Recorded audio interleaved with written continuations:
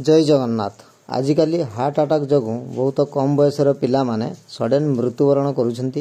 एक survey report रु जना पड़ी जे पृथ्वी रे जेते लोक मरुछंती सेति मध्यरु 25 रु 30% लोक हार्ट अटैक पई मरिथांती। अर्थात प्रति 4 जनरु जणे व्यक्ति हार्ट अटैक पई मृत्युवरण करिथाय। 50% रु अधिक डेथ 50 वर्ष रु कम बयसर लोकंकु हेउची। 25% रु अधिक डेथ 40 वर्ष रु कम बयसर लोकंकु हेउची। हार्ट अटैक जगू मरुथिबा सब लोकंक मध्यरु 60% लोक आम भारतर अटंती।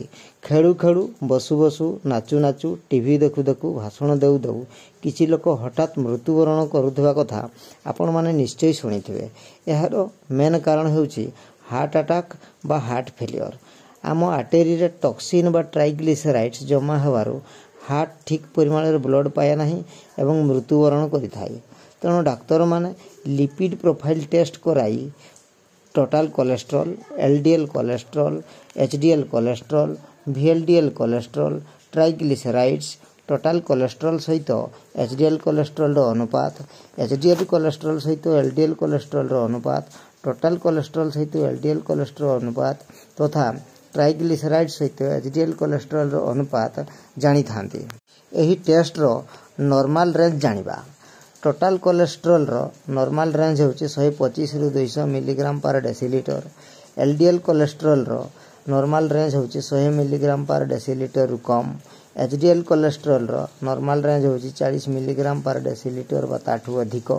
वीएलडीएल कोलेस्ट्रॉल बा जहाकू very low density lipoprotein cholesterol कहा जाए तार नॉर्मल रेंज 2 रु 30 मिलीग्राम पर डेसीलिटर। टोटल कोलेस्ट्रॉल और एचडीएल कोलेस्ट्रॉल रो अनुपात 3.5:1 रु कम।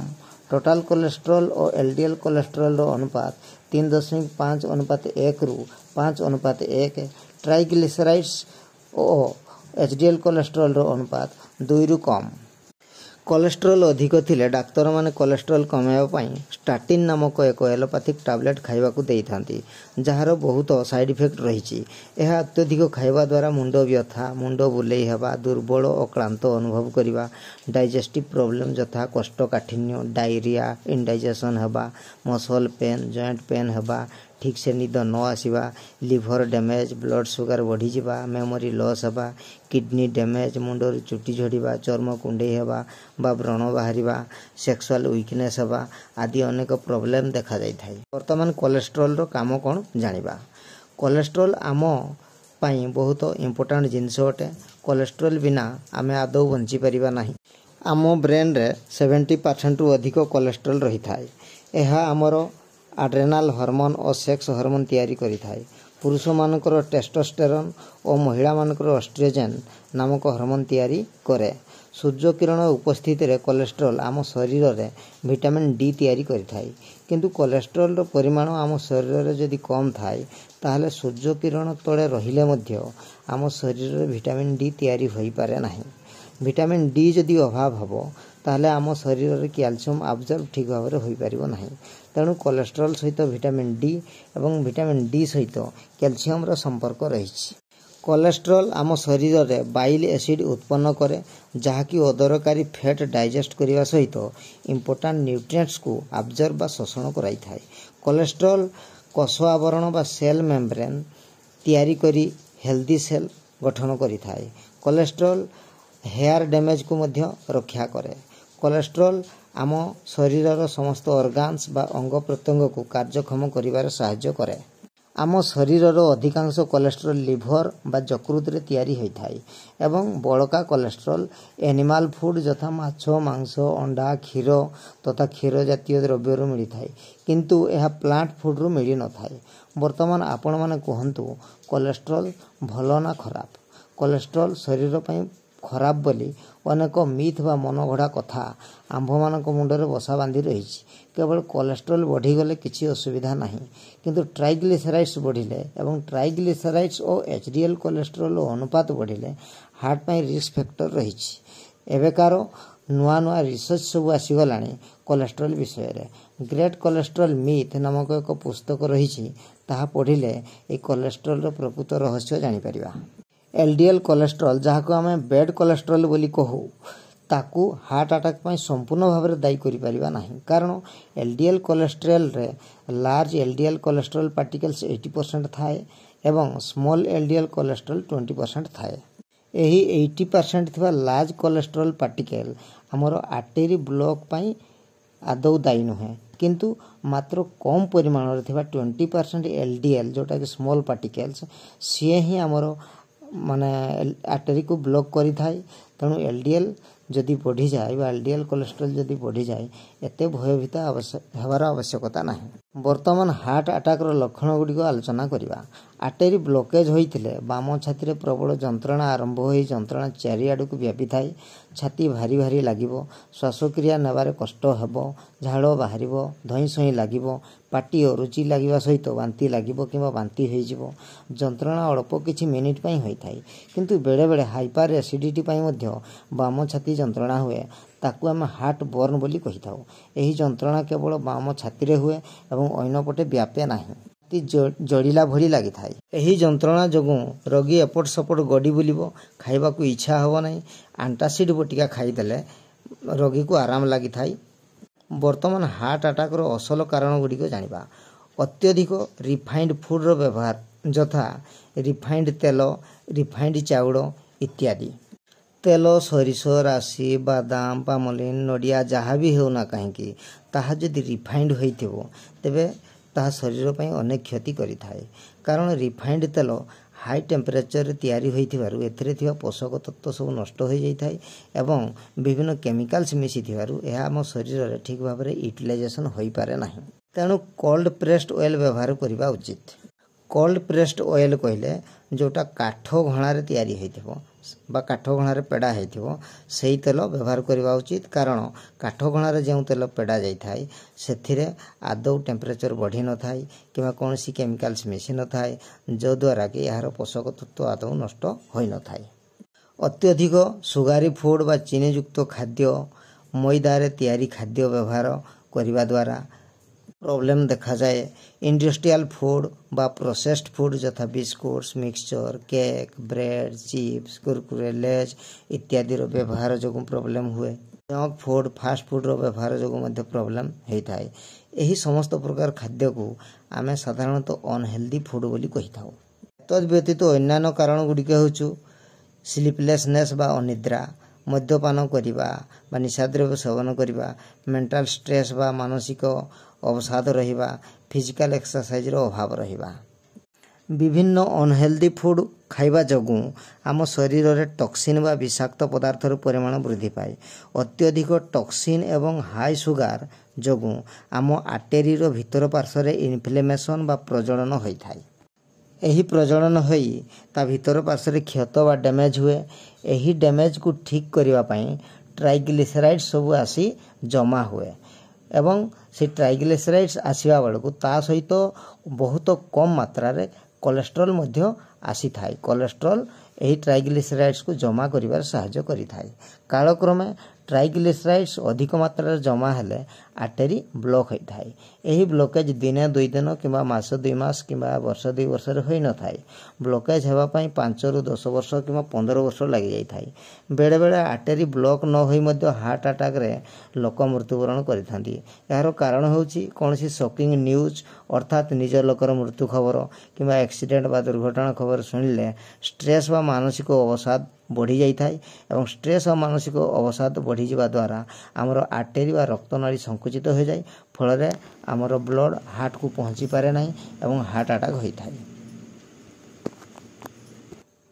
वर्तमान यार सरल निराकरण बा उपाय गुड़िक आलोचना करबा।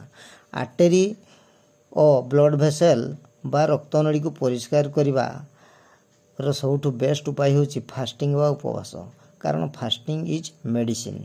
यह करबा द्वारा आमर जो टॉक्सिन बा ट्राइग्लिसराइड जमा होता है ताहा आस्ते आस्ते रिमूव हो जाए। रक्तनली को क्लीन करबा को टॉप 6टी सुपर फूड कहूची आलोचना करबा। निश्चय बेनिफिट पाइबे। प्रथम सुपर फूड होची एज गार्लिक एक्सट्राक्ट बा सुखिला रसुण।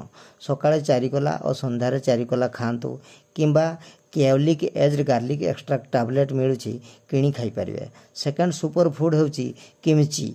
यह ऑनलाइन रे मध्य उपलब्ध नचेत निजे मध्य तैयारी करी खाई पारिबे। थर्ड सुपर फूड होची अणा एवं विभिन्न प्रकार बेरी फ्रूट्स यथा blackberry, blueberry, strawberry, raspberry, cranberry इत्यादि। फोर्थ सुपर फूड होची फैटी फिश बा तेलिया माछ बा तेलयुक्त माछ अर्थात रोही, इलिशी इत्यादि। यही माछरे बेसी तैल अंश थाए, तेणु यही तैलयुक्त माछ खाइबा द्वारा सेथुरे आमे गुड प्रोटीन पाई थाउ एवं ता सहित ओमेगा 3 प्रचुर परिमाण रे मिली थाए। ओमेगा 3 आम शरीर रे एचडीएल कोलेस्ट्रॉल बा गुड कोलेस्ट्रॉल रो परिमाण को बढ़ाई थाए एवं वीएलडीएल कोलेस्ट्रॉल रो परिमाण को कमाइबार सहायता करि थाए। 5 नंबर सुपर फूड होची अंडा। अंडा को मध्य बा अंडारू मध्य आम गुड प्रोटीन, गुड फैट एवं ओमेगा 3 पाई थाउ। 6 नंबर सुपर फूड होची विभिन्न प्रकार कोबी जथा फूल कोबी, बंधा कोबी, ब्रोकोली इत्यादि अधिक परिमाण रे खाइले आमे मध्य फायदा पाई परिबा। आम ब्लड रे नाइट्रिक ऑक्साइड रो परिमाण वृद्धि पाइले ब्लड भेसल्स बा आर्टरी गुड़िक डायलेट बा प्रसारित हुए एवं रक्त संचालन स्वाभाविक हुए। तेणु प्रतिदिन plant based raw food sufficient परिमाण खाइबा उचित, कारण green vegetables, green leaves, citrus fruits यथा विभिन्न प्रकार फल पनीपरिबा चोपारे बहुत परिमाण नाइट्रिक ऑक्साइड मिली थाए। सकाळ भोजन, मध्याह्न भोजन और रात्र भोजन आमर किपरि हेबा उचित ताहा आलोचना करिबा। सकाळ खाइबा समय रे निज शरीर ओजनर गुणन 10 ग्राम ओजनर प्रथम फल बा सालाड खाइबे बा ता सहित गजा मुग, गजा बुट, नडिया मिसई पारिबे। यह खाई सारिबा परे आपण जलखिया खाई पारंती बा आपण जो मिल्स खाउछंती मिल्स खाई पारिबे। सही परि मध्याह्न भोजन रे निज शरीर ओजनर ओजन गुणन 5 ग्राम ओजनर सालाड खाइबे। सालाड खाई सारिबा परे भात, डाली, तरकारी, माछ, अंडा जहाँ आपण को पसंद ताहा खाइबे। खाद्य रे प्रोटीन रो परिमाण अधिक रहिबा आवश्यक। सही परि रात्र भोजन रे मध्य निज शरीर ओजन गुणन 5 ग्राम ओजनर सालाड खाइबे। तापर संगे संगे शाकाहारी बा मांसाहारी भोजन खाइबे।